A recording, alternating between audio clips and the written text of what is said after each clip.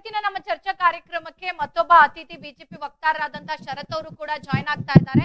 ಶರತ್ ಅವರೇ, ಕಾರ್ಯಕ್ರಮಕ್ಕೆ ಸ್ವಾಗತ. ನಮಸ್ಕಾರ. ಈಗಾಗಲೇ ನಾವು ಬಹಳಷ್ಟು ಚರ್ಚೆ ಮಾಡ್ತಾ ಇದೀವಿ. ಅಂದ್ರೆ ಈಗ ಸರ್ಕಾರ ಸಾಮಾನ್ಯರ ಮೇಲೆ ಹೊರ್ತಾ ಇರುವಂತಹ ಒಂದಷ್ಟು ಬೆಲೆ ಏರಿಕೆ ಬಿಸಿ ಬಗ್ಗೆ, ಜೊತೆಗೆ ಈಗ ಸರ್ಕಾರದಲ್ಲಿ ಜನಪ್ರತಿನಿಧಿಗಳಿಗೆ ಯಾವ ರೀತಿ ಸರ್ಕಾರ ನೋಡ್ಕೊಳ್ತಾ ಇದೆ, ಎಷ್ಟು ಐಷಾರಾಮಿ ಜೀವನವನ್ನ ಸೌಲಭ್ಯಗಳನ್ನ ಕೊಡ್ತಾ ಇದೆ ಅಂತ. ಸೊ ಇದನ್ನೆಲ್ಲ ನೋಡಿದಾಗ ನೀವೇನ್ ಹೇಳ್ತೀರಾ? ನೋಡಿ, ಈ ಸಂದರ್ಭದಲ್ಲಿ ನಾನು ಒಂದನ್ನ ಹೇಳಲಿಕ್ಕೆ ಇಷ್ಟಪಡ್ತೇನೆ. ಕೇಳ್ತಾ ಇದೆಯಲ್ಲ? ಕೇಳಿಸ್ತಾ ಇದೆ. ವಾಯ್ಸ್ ಕೇಳ್ತೆ? ಓಕೆ.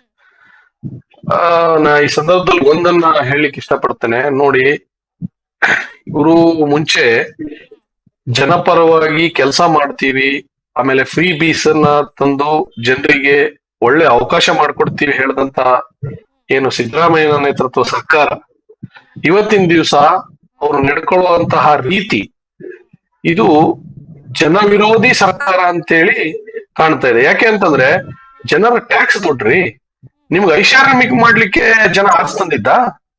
ನೀವು ಇವತ್ತಿನ ದಿವಸ ಜನರ ಟ್ಯಾಕ್ಸ್ ಹಣದಲ್ಲಿ ನೀವು ಅದ್ಯಾವುದೋ ಒಂದು ಸೋಫಾ, ಮಸಾಜ್ ಸೋಫಾ ಅಂತೆ, ಅವರ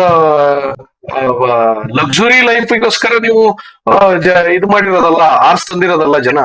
ನಿಮ್ಗೆ ಜನರ ಸೇವೆಯನ್ನ ಮಾಡ್ಲಿಕ್ಕೆ, ಜನರ ಈಗ ಉದಾಹರಣೆ, ನಮ್ಮಲ್ಲಿ ಸಾಕಷ್ಟು ಸಮಸ್ಯೆಗಳಿದೆ.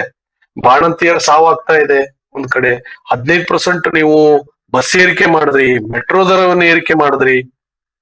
ಪ್ರತಿಯೊಂದು ಹಂತದಲ್ಲಿ ನಾವು ಇವರಿಗೆ ಬೆಲೆ ಏರಿಕೆ ರತ್ನ ಪ್ರಶಸ್ತಿ ಕೊಡಬೇಕು ಈ ಸರ್ಕಾರಕ್ಕೆ. ಈಗ ಜನ ರೋಸಿ ಹೋಗಿದ್ದಾರೆ. ಪ್ರತಿಯೊಂದನ್ನು ನೀವು ರೈತ ಪರವಾಗಿದ್ದೀವಿ ಅಂತ ಹೇಳಿದ್ರು, ಅಲ್ಲಿ ರೈತ ವಿರೋಧಿ ಸರ್ಕಾರ ಆಗಿದೆ. ಅಭಿವೃದ್ಧಿ ಶೂನ್ಯ ಸರ್ಕಾರ ಇದು.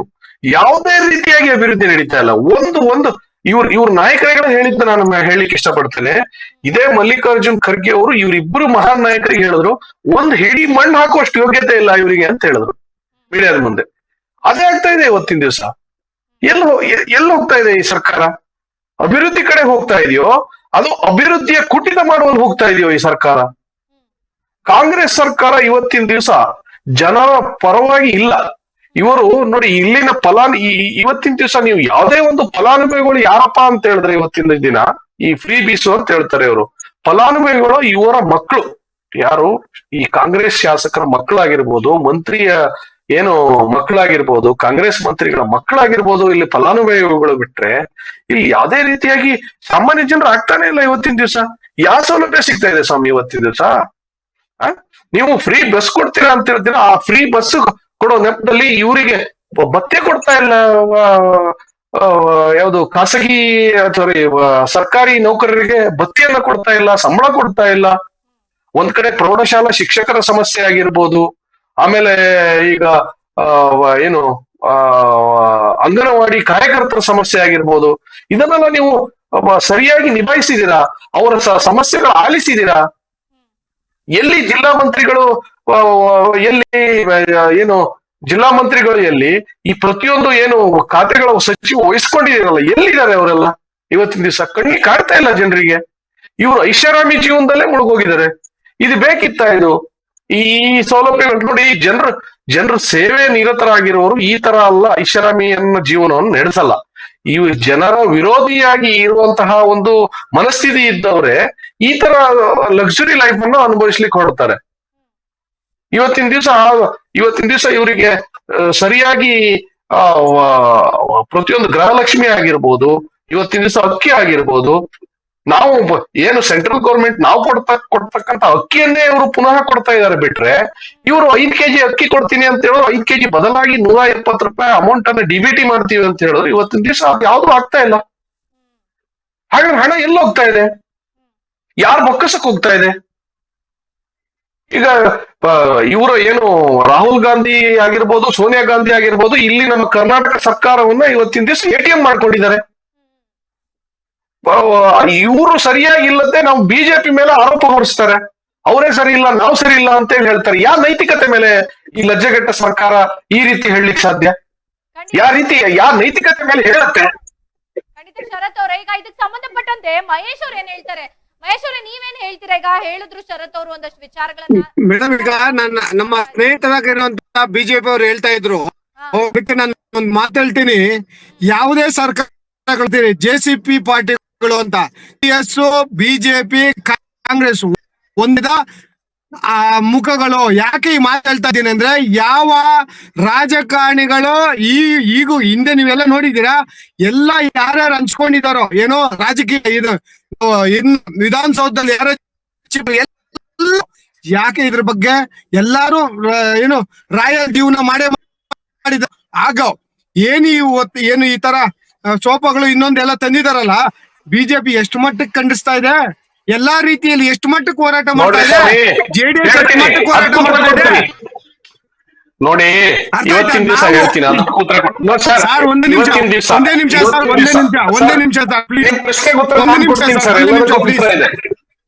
ಸರ್, ಒಂದು ನಿಮಿಷ ಸರ್, ಒಂದು ನಿಮಿಷ ಎಲ್ಲರೂ ಮಾತಾಡೋಣ. ಈ ಡಿಬೇಟ್ ಇರೋದೇ ನಾವು ಮಾತಾಡೋಕ್ಕೋಸ್ಕರ. ದಯವಿಟ್ಟು ಸರ್, ನಾನು ಮಾತಾಡೋದು ಎಲ್ಲಾ ರಾಜಕಾರಣಿ ಪಾರ್ಟಿಗಳು ಯಾವ JCP ಪಾರ್ಟಿಗಳು ಬಂದಿದ್ದಾವಲ್ಲ, ಇಷ್ಟು ದಿನಗಳಲ್ಲಿ ಯಾರನ್ನಾಗಲಿ ಇದು ಇವತ್ತಿಂದ ಹೊಸ ಸಂಸ್ಕೃತಿಯಲ್ಲಿ ವಿಧಾನಸೌಧಕ್ಕೆ ಯಾವ್ದೋ 4 ಸೋಪಗಳು ಬಂದ ಕಾಲದಲ್ಲಿ ಎಷ್ಟು ಬಂದಿದಾವೆ, JDS ಕಾಲದಲ್ಲಿ ಎಷ್ಟು ಬಂದಿದಾವೆ, ಯಾರು ಒಬ್ಬ ಮಂತ್ರಿ ಒಂದು ಮಂತ್ರಿ ಖಾಲಿ ಮಾಡ್ಕೊಂಡು ಹೋದ್ರೆ ರಿನ್ಯೂವಲ್ ಅಂತ ಏನು PWD ಇಂದ ಎಷ್ಟು ಲಕ್ಷಾಂತರ ಕೋಟ್ಯಾಂತರ ರೂಪಾಯಿ ಖರ್ಚಾಗ್ತಾ ಇದೆ, ಇದ್ರ ಬಗ್ಗೆ ಯಾರೂ ಚಕಾರ ತೆಗಿತಾ ಇಲ್ಲ. ನಾವು ಪ್ರತಿ ಒಂದು ಅಜ್ಜೆಗೂ ಕಾಲಿಟ್ಟು ಇಲ್ಲಿ ಈ ತಪ್ಪು ನಡೀತಾ ಇದೆ, ಇಲ್ಲಿ ಈ ತಪ್ಪು ನಡೀತಾ ಇದೆ ಅಂತ ಹೇಳ್ತಾ ಇದ್ದೀರಿ. ಇದಕ್ಕೆ 10 ಸೋಪಗಳು ಬಂದಿದ್ದು ತಪ್ಪೇ ಇಲ್ಲ ಅಂತ ನಾನು ಹೇಳಿಲ್ಲ. ಆದ್ರೆ ಒಬ್ಬೊಬ್ಬ ಮಿನಿಸ್ಟರ್ ನಮ್ಮ ಸಾರ್ವಜನಿಕರ ಮನೆಗಳಲ್ಲಿ ಸೋಫಾಗಳು ಮತ್ತು ಅದು ರಿನೋವೇಷನ್ ಅಂತ ಕೋಟಿಗಳು, ಅದು ನಮ್ಮದೇ ದುಡ್ಡು. ಯಾವುದೇ ಚಕಾರಗಳು ತೆಗಿಯಲ್ಲ. ಅಪೋಸಿಟ್ ಲೀಡರ್ RSO ಎಲ್ಲೋಗಿದ್ದಾರೆ, ಇವತ್ತೆಲ್ಲೋಗಿದ್ದಾರೆ, ಎಲ್ಲಿ ಪ್ರತಿಭಟನೆ ಇದೆ, ಯಾವ್ದ್ರ ಬಗ್ಗೆ ಚಕಾರ ತೆಗಿತಾ ಇದ್ದಾರೆ? ನಿಮ್ಮ ಪ್ರಶ್ನೆಗೆ ಪ್ರತಿಯೊಂದು ಉತ್ತರ ಕೊಡ್ತೀನಿ ನೋಡಿ. ಇವತ್ತಿನ ದಿವಸ ವಿರೋಧ ಪಕ್ಷವಾಗಿ ಇವತ್ತಿನ ದಿವಸ ಪಾದಯಾತ್ರೆ ಮಾಡಿದೆ. ರಾಜ್ಯಾಧ್ಯಕ್ಷರಾದ ವಿಜೇಂದ್ರ ಅವರ ನೇತೃತ್ವ ಮತ್ತೆ RSO ಅವರ ನೇತೃತ್ವದಲ್ಲಿ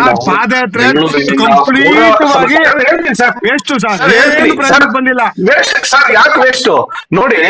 14 ಸೈಟ್ ಅನ್ನು ವಾಪಸ್ ಕೊಟ್ಟಿದ್ದು ಯಾರು ಸ್ವಾಮಿ? ನಮ್ಮ ಪಾದಯಾತ್ರೆ ಫಲವಾಗಿ ಇವತ್ತಿನ ದಿವಸ 14 ಸೈಟ್ ಅನ್ನ ಏನು ಮೀಡಿಯಾ ಮಿತ್ರರಿಗೆ ಎಲ್ಲರಿಗೂ ವಾಲ್ಮೀಕಿ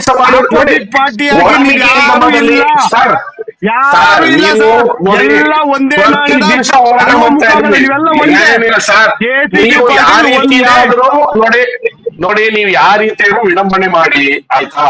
ನಮ್ಮ ಬದ್ಧತೆ, ನಮ್ಮ ಯಾವುದಕ್ಕೆ ವಿರೋಧ ಮಾಡಬೇಕು ಅಂತೇಳಿ ನಮ್ಮ ವಿರೋಧ ಪಕ್ಷವಾಗಿ ನಮ್ಗೆ ಗೊತ್ತಿದೆ ಆಯ್ತಾ. ಒಂದು ಆಮೇಲೆ ಇವತ್ತಿನ ದಿವಸ ವಾಲ್ಮೀಕಿ ಹಗರಣ ತೆಗೆದಂತವ್ರು ಯಾರು? ಪ್ರವಾಸೋದ್ಯಮ ಇಲಾಖೆಯಲ್ಲಿ ಸಮಸ್ಯೆ ಆಗಿತ್ತು,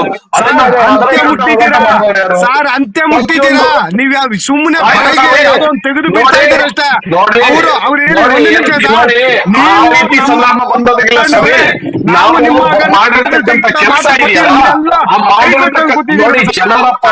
ನೋಡಿ ಜನರ ಪರವಾಗಿ ನೋಡಿ. ಇಲ್ಲಾಂದ್ರೆ ಒಬ್ರು ಮಾತಾಡೋದು ಇನ್ನೊಬ್ರು ಕೇಳ್ಸಲ್ಲ. ಅದೇ ಅವ್ರು ಇದಕ್ಕೆ ನಾನು ಅವರೇ ಮಾತಾಡ್ತಾ ಇದಾರೆ, ನಾನು ಅವ್ರ ಕೆಲವೊಂದು ಇದಕ್ಕೆ ನಾನು ಉತ್ತರ ಕೊಡ್ತಾ ಇದ್ದೀನಿ ಅಷ್ಟೇ. ಸರಿ ಇದೆ?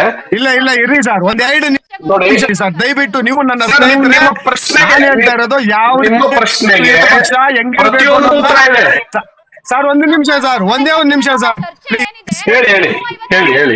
ಚರ್ಚೆ ಆಗ್ಬೇಕು ಸರ್. ವಿರೋಧ ಪಕ್ಷ ಅನ್ನೋದು ಯಾವ ಮಟ್ಟಕ್ಕೆ ಇರ್ಬೇಕು ಅನ್ನೋದು ಎಲ್ಲರಿಗೂ ಗೊತ್ತಿದೆ.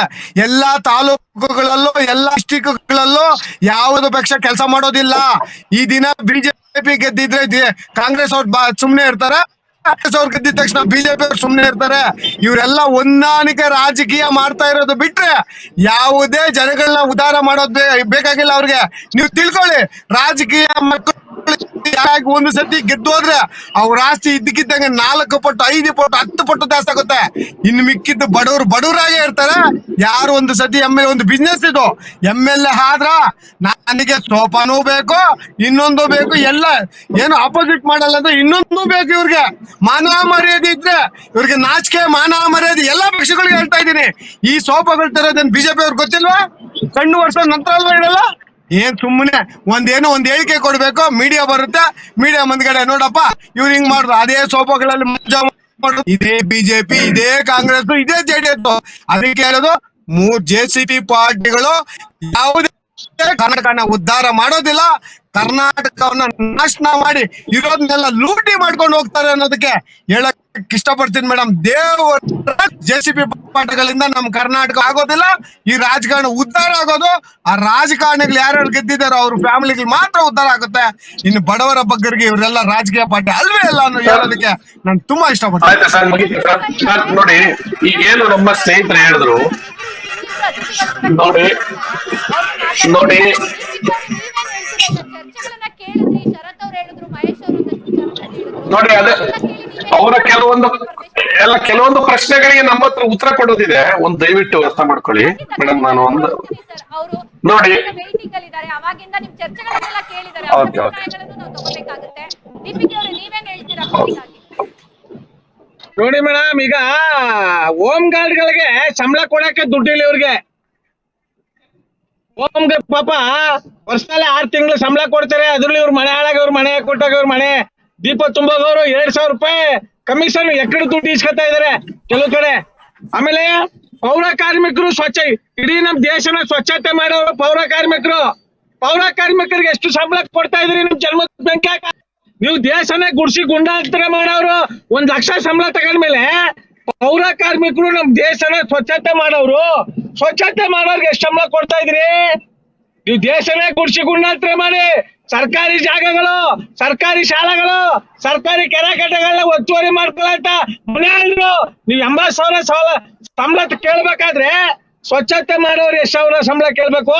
ನಾವು ಪ್ರಾಮಾಣಿಕ ಹೋರಾಟಗಾರಿಗೆ ಏನ್ ಕೊಡ್ತಾ ಇದಾರೆ? ವಾಲ್ಘಾಟ್ MLA-ಗಳೇ, ಅವಿವೇಕಿ MLA-ಗಳೇ, ದೇಶದ್ರೋಹಿ MLA-ಗಳೇ, ನಿಮ್ಮನ್ನ ನಂಬ್ಕೊಂಡು ಆರಾತುರ ಆಗ್ತಾರಲ್ಲಪ್ಪ. ಆ ಎಂಜಲ್ ಕಾಸ್ಗಳು, ಆ ಎಂಜಲ್ ಕಾಸ್ಗೆ ಸಾಯ್ತವೆ. ಆ ಎಂಜಲ್ ಕಾಸ್ಗೆ ಎಡಬಲ ನಿಂತಿರೋದ್ರಿಂದ ಇಡೀ ದೇಶಕ್ಕೆ ದೊಡ್ಡ ಕಂಟಕ. ನಿಮ್ ಮನೆ ಹಾಳಾಗವ್ರೆ ಜನಗಳ ಮೇಲೆ. ಭರತ್ ಅವರೇ, ನೀವು ಕೂಡ ಅಷ್ಟೊತ್ತು ಎಲ್ಲಾ ಅತಿಥಿಗಳು ಮಾತಾಡೋದನ್ನ ಕೇಳಿಸ್ಕೊಂಡ್ರಿ, ನೀವ್ ಹೇಳ್ತೀರಾ ಕೊನೆಯದಾಗಿ?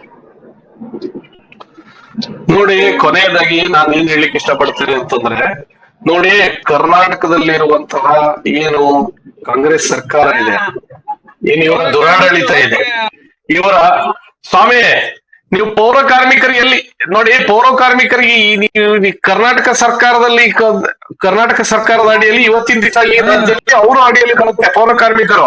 ನೀವು ಇಡೀ ದೇಶಕ್ಕೆ ಹೊರಟ್ರಿ, ಸ್ವಲ್ಪ ನೀವು ಮಾಹಿತಿ ತಿಳ್ಕೊಂಡು ಮಾತಾಡ್ಬೇಕು. ಸುಮ್ನೆ ನೀವು ಪೌರ ಕಾರ್ಮಿಕರಿಗೆ ಅದು ಯಾರ ಅಡಿಯಲ್ಲಿ ಬರುತ್ತೆ? ಪೌರ ಕಾರ್ಮಿಕರು ನೀವು ಇಡೀ ಅವ್ರಿಗೆ ಕೊಟ್ಟಿಲ್ಲ ದೇಶ ಹಾಳು ಮಾಡ್ತಾರೆ ಅಂತಂದ್ರೆ ಏನ್ ಅರ್ಥ ಇದು? ಇದ್ರಲ್ಲಿ ಯಾವುದೇ ರೀತಿ ಉರುಳೆ ಇಲ್ಲ. ನೀವು ಮಾತಾಡೋ ರೀತಿ ಇದೆಯಲ್ಲ, ಅದು ಯಾವ ರೀತಿ ಅಂತ ನನಗೆ ಅರ್ಥ ಆಗ್ತಾ ಇಲ್ಲ. ನೋಡಿ, ನಾನು ಇಲ್ಲಿ ಏನ್ ಹೇಳಕ್ಕೆ ಇಷ್ಟಪಡ್ತೇನೆ, ಮುಂಚೆ ನಮ್ಮ ಸ್ನೇಹಿತರು ಹೇಳಿದ್ರು, ಮಹೇಶ್ ಅವರು ಹೇಳಿದ್ರು, ನೋಡಿ, ವಿರೋಧ ಪಕ್ಷವಾಗಿ ಇವ್ರು ಯಾವುದೇ ರೀತಿಯಾಗಿ ಕೆಲಸ ಮಾಡ್ತಾ ಇಲ್ಲ. ಇವತ್ತಿನ ದಿವಸ ಪಾದಯಾತ್ರೆ ಮಾಡಿದೀವಿ, 15% ಬಸ್ ಏರಿಕೆ ಆದಾಗ ಹೋರಾಟಗಳನ್ನು ಮಾಡಿದೀವಿ. ಆಮೇಲೆ ಬಾಣಂತಿಯರ ಸಾವಾದಾಗ ನಾವು ಅದಕ್ಕೆ ತಂಡವನ್ನ ರಚಿಸಿ ಅದಕ್ಕೆ ಜಿಲ್ಲಾ ಪ್ರವಾಸ ಮಾಡಿದ್ದಿದೆ, ಹೋರಾಟ ಮಾಡಿದ್ದಿದೆ. ಇವತ್ತಿನ ದಿನ SP TSP ಹಣ ದುರ್ಬಳಕೆ ಆಗಿದೆ. ಇವತ್ತಿನ ಬಜೆಟ್ ಅಲ್ಲಿ ಅದು ಹಣ ಮತ್ತೆ ಹೋಗ್ತಾ ಇದೆ ಅಂತ ಹೇಳಿ ಅದಕ್ಕೊಂದು ತಂಡ ರಚನೆ ಮಾಡಿ ಪ್ರತಿ ಜಿಲ್ಲಾ ಕೇಂದ್ರಗಳಲ್ಲಿ ಹೋರಾಟ ಮಾಡ್ತಾ ಇದೆ. ಇವತ್ತಿನ ದಿವಸ ಈಗ ನಡೀತಾನೆ ಇದೆ ಹೋರಾಟಗಳು. ಇವತ್ತು ಹೋರಾಟಗಳು ಎಲ್ಲಾ ಜಿಲ್ಲೆಗಳಲ್ಲಿ ನಡೀತಾ ಇದೆ, ನಾಳೆ ನಡೆಯುತ್ತೆ, ನಾಡ್ದು ನಡೆಯುತ್ತೆ. ಪ್ರತಿಯೊಂದು ನಾವು ನೋಡಿ, SSP TSP ಅಂತ ಹೇಳಿ ಏನು ಹಣವನ್ನು ದುರ್ಬಳಕೆ ಮಾಡ್ತಾ ಇದ್ದಾರೆ, ಈ ಅವರ ದಲಿತರಿಗೆ ಮೀಸಲಿಟ್ಟ ಹಣವನ್ನ ದುರ್ಬಳಕೆ ಮಾಡ್ತಾ ಇದ್ದಾರೆ, ದೊಡ್ಡ ವಿರೋಧ ವ್ಯಕ್ತವಾಗಿದೆ. ಮುಖಂಡರುಗಳು ಮೊನ್ನೆ ದುಂಡು ಮೇಜಿನ ಸಭೆ ಮಾಡಿ ವಿರೋಧ ವ್ಯಕ್ತಪಡಿಸಿದ್ದಾರೆ. ಇದನ್ನೆಲ್ಲ ಬಿಜೆಪಿ ಮಾಡ್ತಾ ಇದೆ. ಇದ್ಯಾರು ಬೇರೆ ಪಕ್ಷ ಮಾಡ್ತಾ ಇರ್ತಕ್ಕಂಥದ್ದಲ್ಲ. ಬಿಜೆಪಿ ಮತ್ತೆ JDS ಒಮ್ಮತದಲ್ಲಿ ಇವತ್ತಿನ ದಿವಸ ಪ್ರತಿಯೊಂದು ಹೋರಾಟವನ್ನ ಕೈ ಎತ್ಕೊಳ್ತಾ ಇದೆ. ಬಿಟ್ರೆ ಬೇರೆ ಯಾವ ಪಕ್ಷಗಳು ಕೈ ಎತ್ಕೊಂಡಿದೆ ಇವತ್ತಿನ ದಿವಸ? ಇವತ್ತಿನ ದಿವಸ ನೀವು ವಾಲ್ಮೀಕಿ ವಿಚಾರವಾಗಿರ್ಬೋದು, ವಾಲ್ಮೀಕಿ ವಿಚಾರವಿರ್ಬೋದು, ಹಿಂಸೆ ಕೊಡ್ತಾ ಇದೆ ಅಂದ್ರೆ ಬೆಲೆ ಏರಿಕೆ ಬಿಸಿ ತಡ್ತಾ ಇದೆ, ಏನಿದೆ ಒಂದಷ್ಟು ಸಮಸ್ಯೆಗಳು ಅದನ್ನ ಹೇಳ್ತಾ ಇದ್ದೀರಾ. ಆದ್ರೆ ಇನ್ನೊಂದು ಪ್ರಶ್ನೆ ಏನು ಅಂದ್ರೆ, ಈಗ ಹಿಂದೆ ಬಿಜೆಪಿ ಸರ್ಕಾರ ಇದ್ದಂತ ಸಂದರ್ಭದಲ್ಲಿ ಅರವಿಂದ್ ಬೆಲ್ಲದವರೇ ಒಂದು ಹೇಳಿಕೆ ಕೊಟ್ಟಿರ್ತಾರೆ, ಅಂದ್ರೆ ಹೇಳಿರ್ತಾರೆ ಶಾಸಕರ ವೇತನ ಹೆಚ್ಚಳ ಮಾಡ್ಬೇಕು ಅಂತ. ಆದ್ರೆ ಇವತ್ತು ವಿರೋಧ ಪಕ್ಷ ಅದನ್ನ ವಿರೋಧಿಸ್ತಾ ಇದೆ. ಅಂದ್ರೆ ಆಡಳಿತ ಪಕ್ಷದಲ್ಲಿದ್ದಂತ ಸಂದರ್ಭದಲ್ಲಿ ಒಂದು ರೀತಿ ಮಾತುಗಳು, ವಿರೋಧ ಪಕ್ಷದಲ್ಲಿ ಬಂದಂತ ರೀತಿಯಲ್ಲಿ ಒಂದು ರೀತಿ ಮಾತುಗಳ ಅಂತ. ಅದೊಂದು ನಿಯೋಗ ಇದೆ. ಆ ನಿಯೋಗದಲ್ಲಿ ಏನು ಸಂಗ್ರಹ ಮಾಡಿ ಆ ವಿಷಯವನ್ನು ಪ್ರಸ್ತಾಪ ಮಾಡಿರ್ತಕ್ಕಂಥದ್ದು. ಅದೇನು ಅರವಿಂದ್ ಬೆಲ್ಲದವರ ಅಭಿಪ್ರಾಯ ಅಲ್ಲ, ಅಲ್ಲೊಂದು ಸಮಿತಿ ಇದೆ. ಅಲ್ಲಿ ಒಂದು ಸಮಿತಿಯನ್ನ ರಚಿಸಿದ್ದಾರೆ. ಆ ಸಮಿತಿಯಲ್ಲಿ ಎಲ್ಲಾ ಶಾಸಕರು ಇದ್ದಾರೆ, ಬಿಜೆಪಿಯವರು ಇದ್ದಾರೆ, ಕಾಂಗ್ರೆಸ್ ಅವರು ಇದ್ದಾರೆ. ಆ ಸಮಿತಿಯಲ್ಲಿ ಬಂದಂತ ಅಭಿಪ್ರಾಯವನ್ನ ಅಲ್ಲಿ ಸ್ಪೀಕರ್ ಎದುರುಗಡೆ ಮಂಡಿಸ್ಬೇಕಾಗತ್ತೆ. ಅದನ್ನ ಕೆಲಸ ಮಾಡಿರ್ಬೋದು. ಬಿಟ್ರೆ ಅಲ್ಲಿ ಯಾರು ಒಬ್ರು ಹೋಗಿ ನಮ್ಗೆ ವೇತನ ಜಾಸ್ತಿ ಮಾಡಿ ವೇತನ ಇದು ಅಂತ ಹೇಳಿ ಯಾರು ಹೇಳ್ತಾ ಇಲ್ಲ. ಅದನ್ನ ನಾವು ಅರ್ಥ ಮಾಡ್ಕೋಬೇಕು. ಸುಮ್ನೆ ನೀವು ವೇತನ ಜಾಸ್ತಿ ಮಾಡಿದ್ರಿ ಅಂತಂದ್ರೆ ಬಿಜೆಪಿ ಕಡೆಯಿಂದ ಅಂತ ಹೇಳಿ ಯಾಕೆ ಯೋಚನೆ ಮಾಡ್ತಾ ಇದ್ದೀರಾ?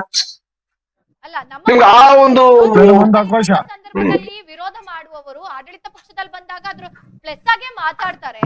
ಸೊ ಇದು ಎಲ್ಲೋ ಒಂದು ಕಡೆ ಕಾಂಗ್ರೆಸ್ ವಿರೋಧ ಪಕ್ಷದಲ್ಲಿ ಇದ್ದಾಗ ಅದನ್ನ ವಿರೋಧಿಸೇ ಇರುತ್ತೆ. ಇವತ್ತು ಹೆಚ್ಚಿಗೆ ಮಾಡ್ಬೇಕು ಅಂತ ಹೊರಟಿದೆ. ಎಲ್ಲೋ ಒಂದು ಕಡೆ ಕೊನೆದಾಗಿ ಬರೋದು ಅದು ಜನಸಾಮಾನ್ಯರ ಮೇಲೆ, ಇಲ್ಲ ಟ್ಯಾಕ್ಸ್ ರೀತಿಯಲ್ಲಿ, ಅಲ್ಲ ಬೆಲೆ ಏರಿಕೆ ರೀತಿಯಲ್ಲಿ. ಅಲ್ಲಿ ಜನಪ್ರತಿನಿಧಿಗಳು ರಾಜಾರೋಷವಾಗಿ ಜೀವನ ಮಾಡ್ತಾರೆ ಐಷಾರಾಮಿಯಾಗಿ, ಆದ್ರೆ ಜನಸಾಮಾನ್ಯರು ದಿನನಿತ್ಯ ಕಷ್ಟನೇ ಪಡ್ಬೇಕಾಗತ್ತೆ. ಯಾಕೆ ಬೆಲೆ ಏರಿಕೆ ಬಿಸಿ ಕೊಡ್ಬೇಕು?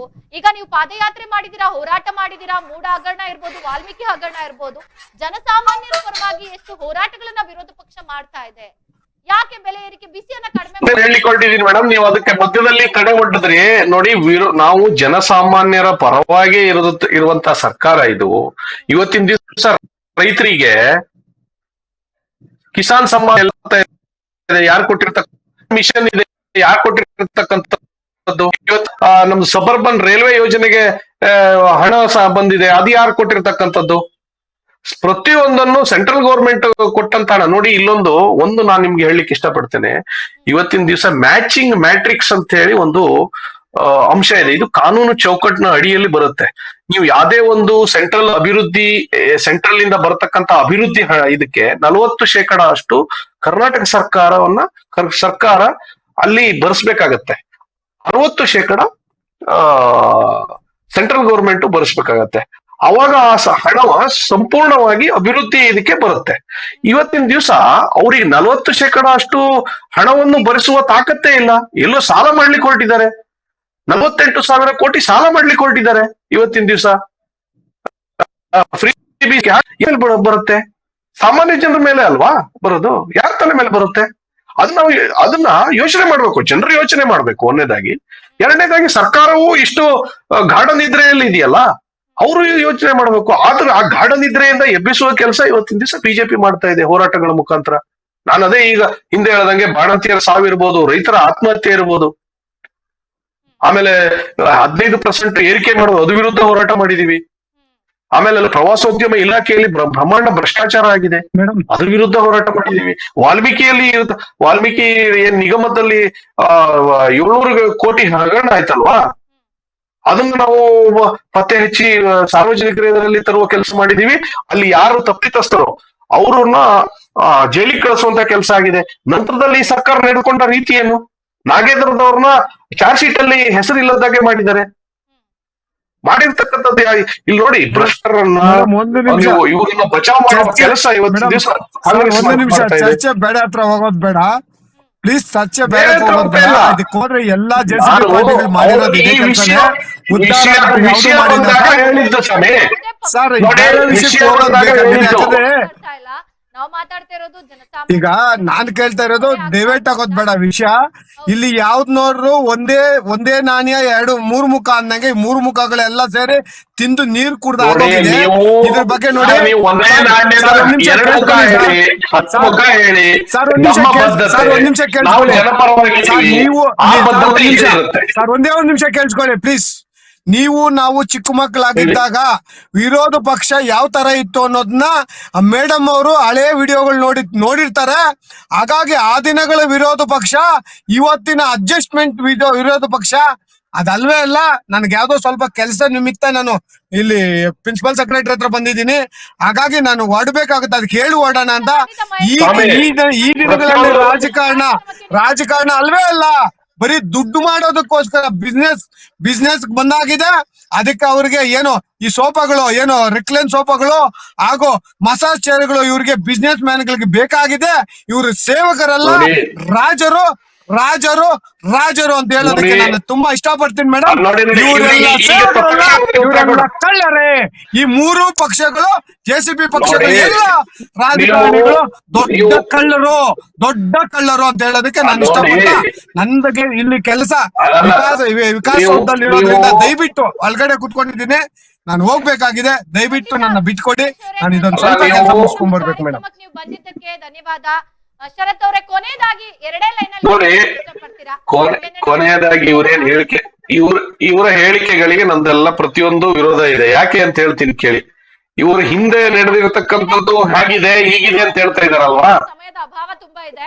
2 ಲೈನಲ್ಲಿ ಅವ್ರಿಗೆ ಉತ್ತರ ಕೊಟ್ಬಿಡಿ. ನೋಡಿ, ಇವತ್ತಿನ ಏನು ಅಭಿವೃದ್ಧಿ ಮಾಡ್ತೀವಿ ಅಂತ ಹೇಳಂತ ಬಂದಂತ ಸರ್ಕಾರ ಇವತ್ತಿನ ದಿವಸ ರಾಜಾರೋಷವಾಗಿ ಲಕ್ಸುರಿ ಲೈಫ್ ಅಲ್ಲಿ ಇವತ್ತಿನ ದಿವಸ ಕಾಳ ಕರೀತಾ ಇದೆ ಬಿಟ್ರೆ ಯಾವುದೇ ರೀತಿಯಾಗಿ ಅಭಿವೃದ್ಧಿ ಮಾಡ್ತಾ ಇಲ್ಲ.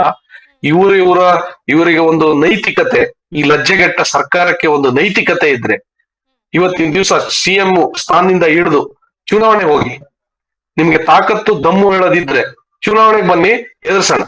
ಖಂಡಿತ. ಭರತ್ ಅವರ ಇಷ್ಟೊತ್ತು ಕೇಳಿದ್ರಿ, ಎಲ್ಲಾ ಅತಿಥಿಗಳು ಒಂದಷ್ಟು ವಿಚಾರಗಳನ್ನ ಅವ್ರವ್ರ ಆಯಾಮಕ್ಕೆ ತಕ್ಕಂಗೆ ಮಾತಾಡಿದ್ರು. ಕೊನೆದಾಗಿ ನೀವೇನ್ ಹೇಳ್ತೀರಾ? ಧನ್ಯವಾದಗಳು ಮೇಡಮ್. ಧನ್ಯವಾದಗಳು ಸರ್. ಇಬ್ರು ಕೂಡ ನಮ್ಮ ಕಾರ್ಯಕ್ರಮಕ್ಕೆ ಬಂದಿದ್ಕೆ ಥ್ಯಾಂಕ್ ಯು ಸೋ ಮಚ್. ಇಬ್ರಿಗೂ ಧನ್ಯವಾದಗಳು. ಈಗಾಗ್ಲೇ ನಾನು ಹೇಳ್ತಾ ಇದ್ದೆ, ಬೆಲೆ ಏರಿಕೆ ಬಿಸಿ ವಿಚಾರಕ್ಕೆ ಸಂಬಂಧಪಟ್ಟಂತೆ ಒಂದು ಕಡೆ ಜನಸಾಮಾನ್ಯರಿಗೆ ದಿನನಿತ್ಯ ಹೊರೆ ಆಗ್ತಾ ಇದೆ, ಮತ್ತೊಂದು ಕಡೆ ಜನಪ್ರತಿನಿಧಿಗಳು ಐಷಾರಾಮಿ ಜೀವನ ಮಾಡ್ತಾ ಇದ್ದಾರೆ, ಜನಸಾಮಾನ್ಯರಿಗೆ ಹೊರೆ ಆಗ್ತಾ ಇದೆ. ಇದಕ್ಕೆ ಸಂಬಂಧಪಟ್ಟಂತೆ ನಾವು ಡಾಕ್ಟರ್ ಆಗಬೇಕು ಅಥವಾ ಇಂಜಿನಿಯರ್ ಆಗಬೇಕು ಅಂತಂದ್ರೆ ಯಾವ ಅಕಾಡೆಮಿಗೆ ಹೋಗ್ಬೇಕು, ಯಾವ ರೀತಿಯಾಗಿ ನಾವು ತರಬೇತಿಯನ್ನು ಪಡ್ಕೊಳ್ಬೇಕು ಅನ್ನೋಂಥದ್ರ ಮಾಹಿತಿನ ನಿಮಗೆ ನೀಡ್ತಾ ಇದ್ದೀವಿ. ನಮ್ಮ ಸಂಸ್ಥೆ ಎಕ್ಸೆಲ್ ಅಕಾಡೆಮಿಕ್ಸ್. ಎಕ್ಸೆಲ್ ಅಕಾಡೆಮಿಕ್ ಸಂಸ್ಥೆ 15 ವರ್ಷದಿಂದ ನೀಟ್ ಮತ್ತು CET JEE ಕೋಚಿಂಗ್ ಕೊಡ್ತಾ ಬರ್ತೀವಿ. ನಂಬರ್ 1 ಫ್ಯಾಕಲ್ಟೀಸಿಂದ ನಾವು ಟೀಚ್ ಮಾಡಿಸ್ತೀವಿ. ಅಂದರೆ ಇಂಡಿಯಾದ ನಂಬರ್ 1 ಫ್ಯಾಕಲ್ಟೀಸ್. ನಾವು ನೀಟ್ ಕ್ರ್ಯಾಶ್ ಕೋರ್ಸ್ನ ಕೊಡ್ತೀವಿ ಮತ್ತು CET ಕ್ರ್ಯಾಶ್ ಕೋರ್ಸ್ನ ಕೊಡ್ತೀವಿ. ಕ್ರ್ಯಾಶ್ ಕೋರ್ಸ್ನ ಸೆಕೆಂಡ್ PUC ಸೈನ್ಸ್ ಯಾರು ಓದ್ತಾ ಇದ್ದಾರೆ ಅಂಥ ಮಕ್ಕಳಿಗೆ ನಾವು ಕೊಡ್ತೀವಿ. ಸೆಕೆಂಡ್ PUC ಕಂಪ್ಲೀಟ್ ಆಗಿರೋ ಮಕ್ಕಳಿಗೂ ಕೂಡ ನಾವು ಈ ಕ್ರ್ಯಾಶ್ ಕೋರ್ಸ್ನ ಕೊಡ್ತೀವಿ. ಪ್ರತಿದಿನವೂ ಕೂಡ ನಾವು ಡೈಲಿ ಟೆಸ್ಟ್ ಕಂಡಕ್ಟ್ ಮಾಡ್ತೀವಿ. ಅದು ಇವತ್ತೇನು ಪಾಠ ಆಗಿದೆಯೋ ನಾಳೆ ಡೈಲಿ ಟೆಸ್ಟ್ ಕೊಡ್ತೀವಿ. ನಮ್ಮ ಎಕ್ಸೆಲ್ ಅಕಾಡೆಮಿಲಿ ಒಂದು ವಿಶೇಷತೆ ಏನಂದರೆ ಒಂದೇ ಕಡೆ ಹಾಸ್ಟೆಲ್, ಒಂದೇ ಕಡೆ ಕೋಚಿಂಗ್. ಮಕ್ಕಳು ಒಂದ್ಸತಿ ಕ್ಯಾಂಪಸ್ಗೆ ಎಂಟ್ರಿ ಆದರೆ ಅವ್ರ ಕೋರ್ಸ್ ಮುಗಿಸ್ಕೊಂಡೇ ಆಚೆ ಹೋಗಬೇಕು, ಆ ಥರ ವ್ಯವಸ್ಥೆ ಮಾಡಿರ್ತೀವಿ. ತೆಲಂಗಾಣ, ಆಂಧ್ರ, ಡೆಲ್ಲಿ ಆ ಕಡೆಯಿಂದ ಕರೆಸಿ ನಾವು ಫ್ಯಾಕಲ್ಟೀಸ್ನ ನಂಬರ್ 1 ಫ್ಯಾಕಲ್ಟೀಸ್ನ ಟೀಚ್ ಮಾಡಿಸ್ತೀವಿ. ಎಕ್ಸಾಮ್ಗೆ ಹೋಗೋಕ್ಕಿಂತ ಮುಂಚೆ ಮಾದರಿ ಎಕ್ಸಾಮ್ನ ಒಂದು 15-20 ಎಕ್ಸಾಮ್ ಕೊಡ್ತೀವಿ ನಾವು.